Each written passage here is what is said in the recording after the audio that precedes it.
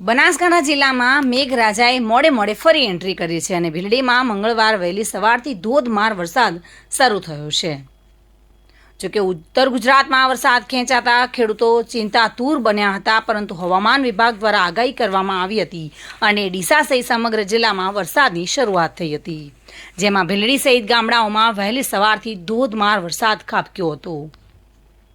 ડીસા સહિત ગામડાઓમાં ધોધમાર વરસાદના કારણે શહેરો ગામડાના નીચાણવાળા વિસ્તારમાં વરસાદી પાણી પણ ભરાયેલા જોવા મળી રહ્યા છે। દિવસ દરમિયાન વરસાદી માહોલ રહેતા જગતનો તાત પણ ક્યાંક ખુશાલ જોવા મળી રહ્યો છે અને ચોતરફ ઠંડક પ્રસરેલી જોવા મળી રહી છે। પ્રવીણ સોલંકી સાથે bureau report, today Gujarati news.